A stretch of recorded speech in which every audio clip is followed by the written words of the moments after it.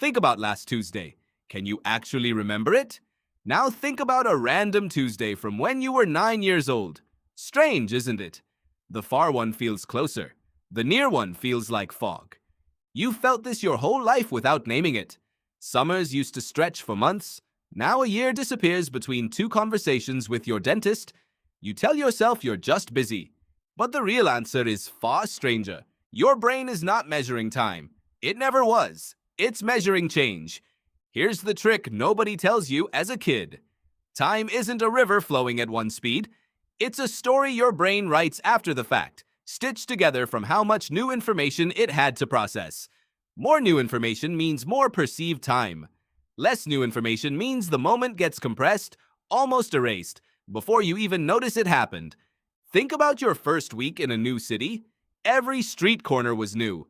Every smell was unfamiliar. Your brain was working overtime, laying down dense, detailed memories. That week felt enormous. Now think about last month at your job, the one you've done for 3 years. Nothing new happened. Nothing got recorded in detail. So your brain compressed 30 days into what feels like 3. This isn't a metaphor. It's measurable. In 1890, the psychologist William James proposed something he called proportional theory.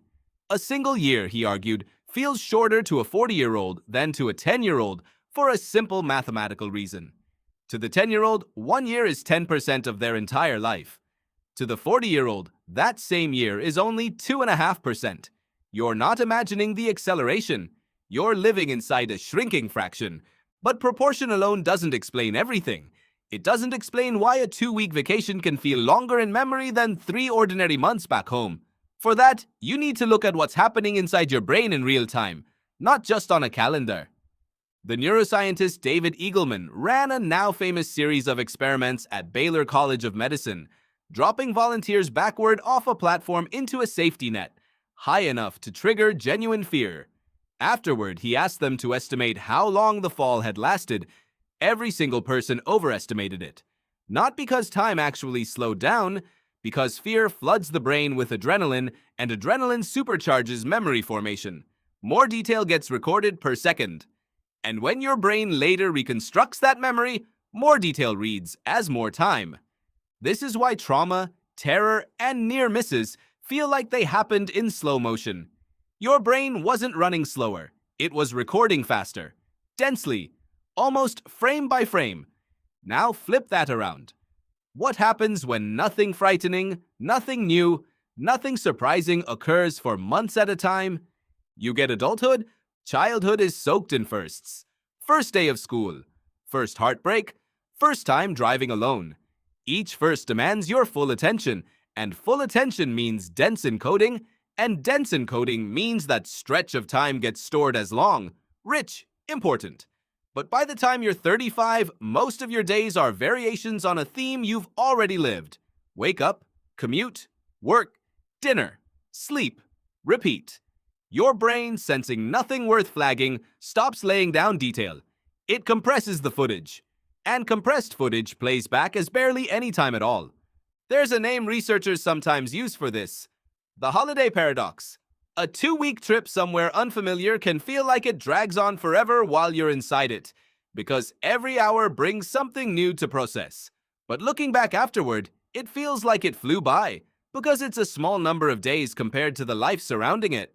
Meanwhile, an uneventful 2 weeks at home feels fast in the moment, but when you try to recall it later, there's almost nothing there. Barely a memory to unpack. So which is it? Is time actually speeding up, or is your memory just getting thinner? Here's where it gets even stranger. In 2019, the mechanical engineer Adrian Bejan at Duke University proposed a physical explanation layered on top of the psychological one. As you age, the pathways your brain uses to process visual and sensory information physically change. Neural signals travel a longer, more complex, more tangled route through an aging brain compared to a young one. Processing each new image, each new piece of information takes measurably more time. And when your brain takes longer to process each frame of experience, you perceive fewer distinct frames per unit of clock time. It's a bit like a camera whose shutter speed is slowing down. Fewer frames captured, fewer frames to look back on. The illusion of speed isn't just a trick of memory, it may be baked into the aging architecture of the brain itself. Put those two mechanisms together and something clicks into place. When you're young, your brain processes the world in dense, high frame rate detail because everything is novel and everything demands attention. As you age, your neural pathways slow down while your daily life simultaneously becomes more repetitive, and both of those forces push in the exact same direction. Fewer frames captured, fewer memories laid down. Time, in retrospect, compressed almost to nothing. But if that's true, is there anything you can actually do about it? This is the part almost nobody talks about, and it's the part that should genuinely change how you live the next decade. If time compresses in response to routine, then time can be stretched back out in response to novelty. Not metaphorically, mechanically. The same neural process that makes trauma feel slow can be triggered gently, on purpose, by ordinary new experiences. A new route to work, a new hobby you're genuinely bad at, a conversation with a stranger instead of a scroll through your phone. None of these need to be dramatic. They only need to be unfamiliar enough that your brain decides they're worth encoding in detail. People who travel constantly, learn constantly, or simply refuse to let their weeks blur into sameness often report something counterintuitive. Their lives don't just feel richer. They feel longer. Not longer while they're living through them, necessarily.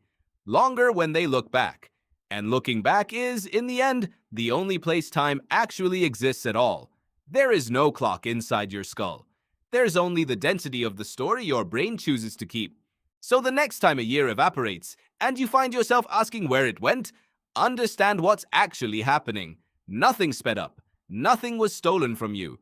Your brain simply had nothing new to hold on to, so it let the days slide past unrecorded, one indistinguishable frame after another.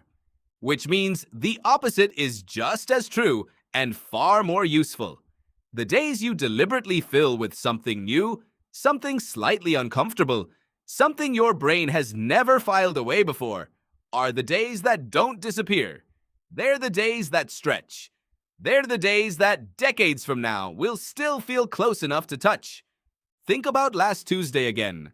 Now think about what you could do tomorrow to make sure it isn't just another Tuesday your brain quietly throws away.